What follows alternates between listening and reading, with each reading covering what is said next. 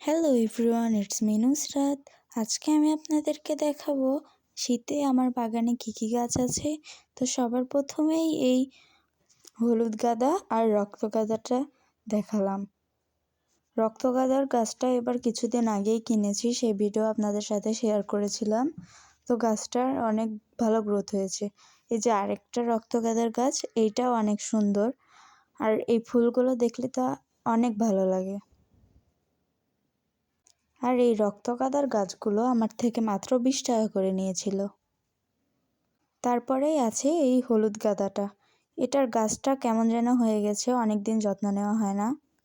তারপরে আরেকটা হলুদ গাঁদা, এই গাছটা অনেক সুন্দর, অনেকগুলো ফুল ফুটে রয়েছে। এই গাছটা আমার অনেক ভালো লাগে। এই গাছটার ফুলগুলো অনেক সুন্দর, অনেক বড় বড় ফুল ধরেছে এই গাছটাতে।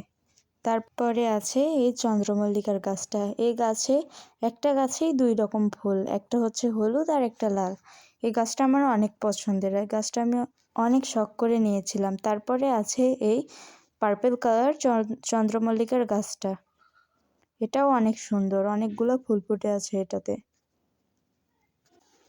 তারপরে আছে আরেকটা হলুদ গাঁদা। এবার অনেকগুলো হলুদ গাঁদা নিয়েছি। এই হলুদ গাঁদাটাও অনেক সুন্দর ফুল দিয়েছে এবার।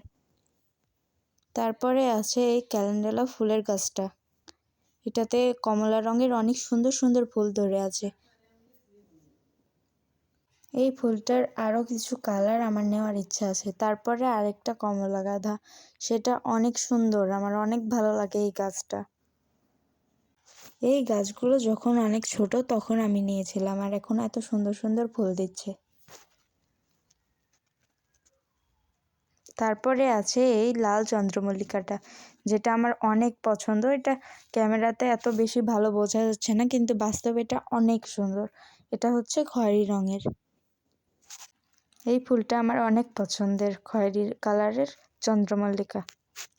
তারপরে এইটা আরেকটা ফুলের গাছ, কিন্তু এই ফুলের নামই আমি জানি না, কি যেন নাম।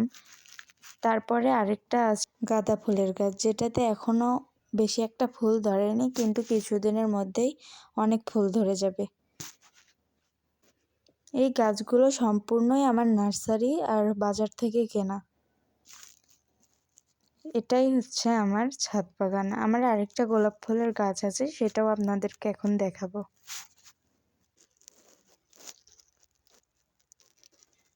এবার দেখাবো আমার গোলাপ ফুলের গাছটাতে এবার অনেক ছোট ছোট ফুল ধরেছে, জানি না কেন। এই হচ্ছে আমার গোলাপ ফুলের গাছ। হাজারি গোলাপের মতো এই গাছে অনেক ফুল ধরে, কিন্তু ফুলগুলো এবার অনেক ছোট ছোট। এরকম আরও ভিডিও দেখতে চাইলে আমার চ্যানেলটা সাবস্ক্রাইব করে আমার চ্যানেলের পাশেই থাকুন।